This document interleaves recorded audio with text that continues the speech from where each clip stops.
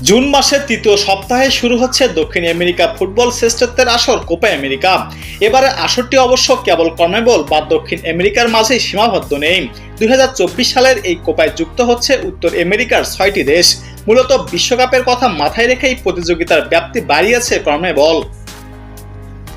দুই মহাদেশের সম্মিলিত আসর শুরু হয়ে 21 জুন। ব্রাজিল ও মেক্সিকো আসরের জন্য দল ঘোষণা করে এরই মাঝে আভাস দিয়েছে লড়াইয়ের। আরেক হট ফেভারিট এবং আসরে বর্তমান চ্যাম্পিয়ন আর্জেন্টিনা অবশ্য এখনো দল ঘোষণা করেনি। যদিও এর আগেই দুটো ইনজুরি কারণে দুশ্চিন্তা বেড়েছে আলবিসেলেস্তাদের। দলের অধিনায়ক লিওনেল মেসিও আছেন সেই তালিকায়।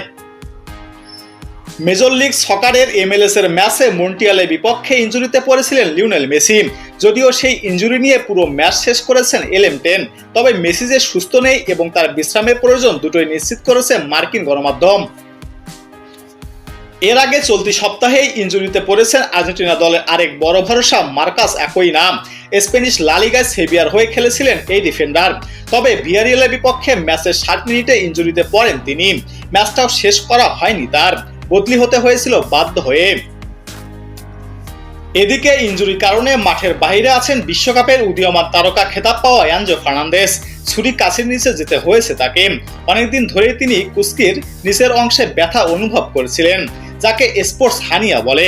কোপা আমেরিকার আগে সেই সমস্যা সারিয়ে তুলতে ইংলিশ ক্লাব চেলসি এবং আর্জেন্টিনার টিম ম্যানেজমেন্ট তাকে সার্জারি করতে পাঠায়।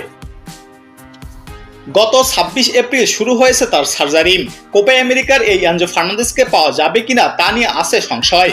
উল্লেখ্য, আগামী 21 জুন থেকে যুক্তরাষ্ট্রে কোপা আমেরিকার আসর শুরু হবে, যেখানে আলবিসেলেস্তারা উদ্বোধনীয় ম্যাচই খেলবে কানাডার বিপক্ষে।